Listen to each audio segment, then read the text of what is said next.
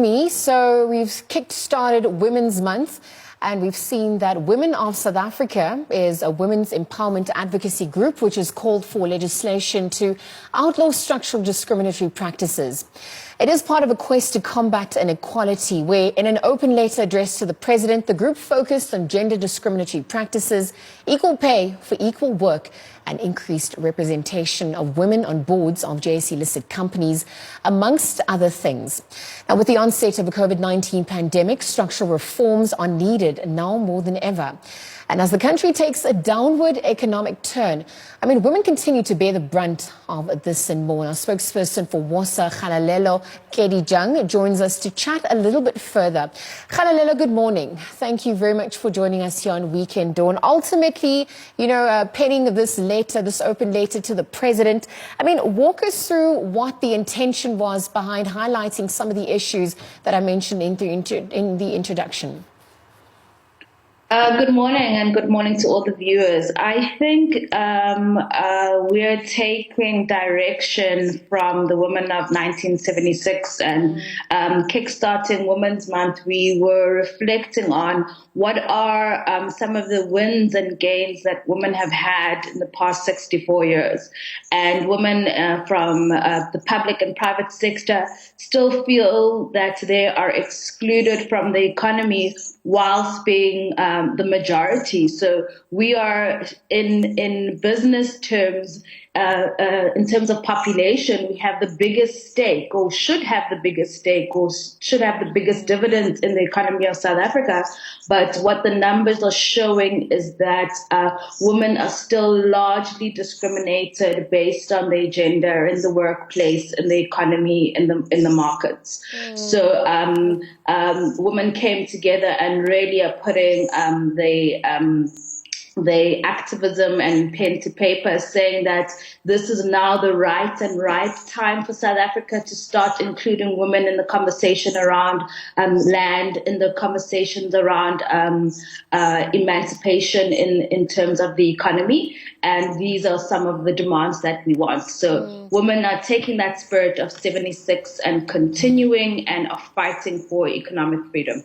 So, Kgalalelo, speaking about the wins and gains, as well as some of the challenges that we continue to face, walk us through some of the factors that have been highlighted, the institutional changes that need to happen, and even the structural changes that need to happen for women to fully be emancipated.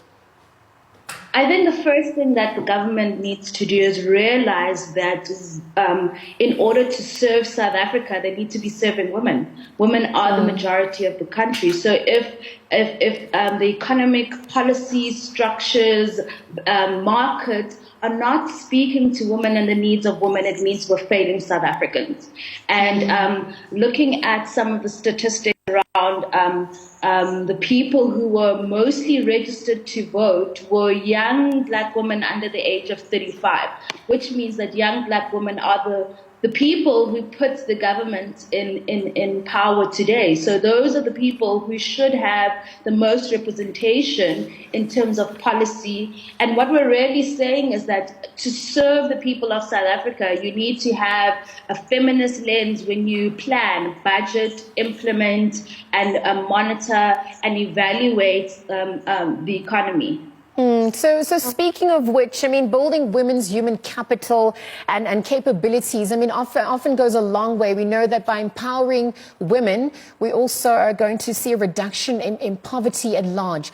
Ultimately, looking at the proposed solutions that may, be possible for the scenarios that lie ahead. As WOSA, as the organization, what has ultimately been proposed?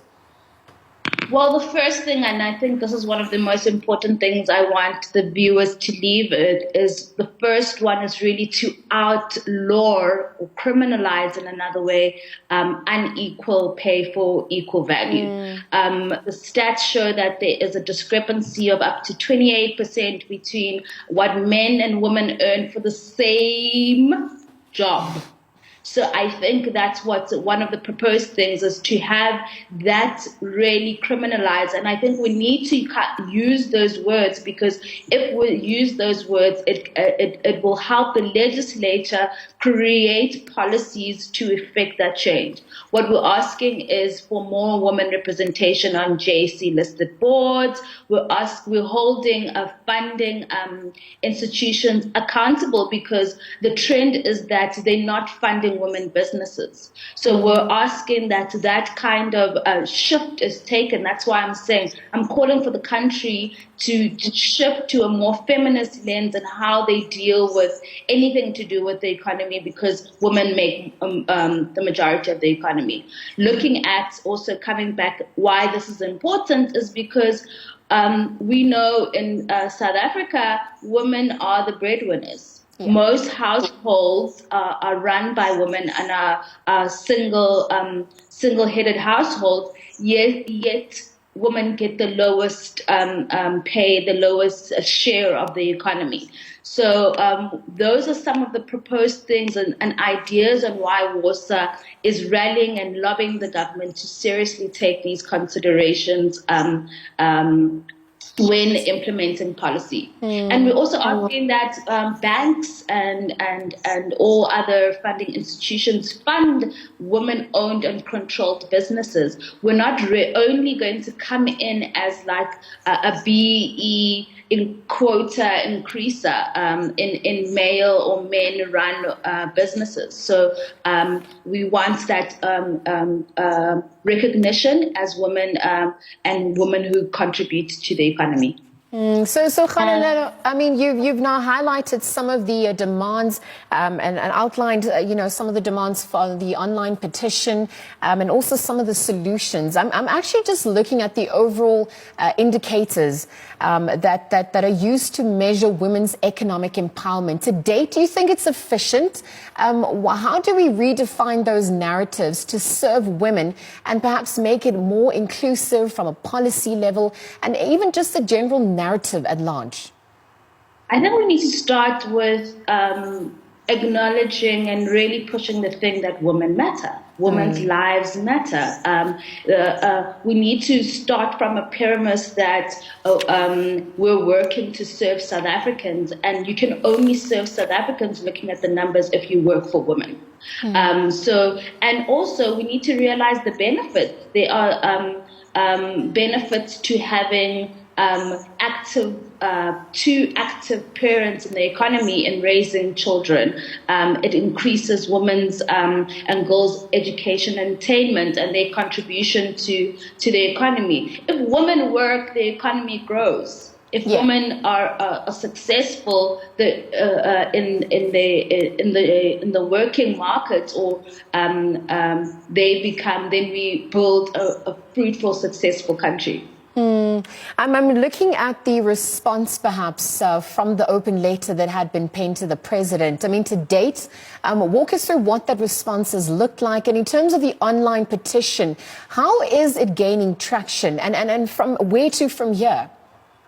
I think in our last check last night, we're about just under 1,000 signatures away from our target. And so we're really encouraging women and men of this country to rally behind this cause and sign the online petition. It is on our website, womenofsouthafrica.org. So if you want to support the cause. But I think after getting the necessary signatures, it's really around starting to really engage government and engage the economy on our demands. And one of the outcomes is that we want to have a gender equal bill. So we want a document that will be enacted and made law that will make women beneficiaries of this economy. I'm looking at the role of men. I mean, obviously, it has to be an inclusive scenario going forward. In your opinion, what is the role of men in this scenario? Perhaps you spoke about, pay gaps being, equal pay for equal work. You spoke about some of the discriminatory practices that are currently happening, as well as representation on the JSE boards at large. What is the role of men in this scenario? Men need to realize and acknowledge that they have privilege and they've been afforded this privilege by patriarchy.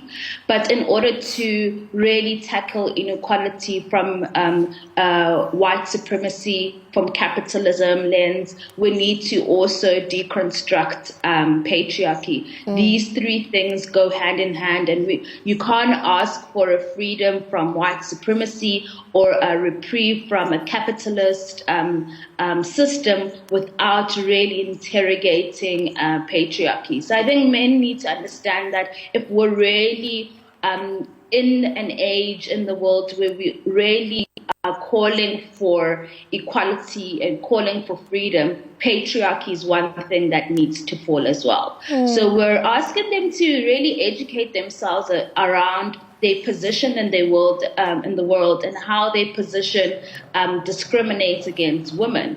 And I think that support and be an ally, because if we have more functional two-parent households, it would also give them a little bit of like a reprieve from being the sole breadwinner or provider in the homes.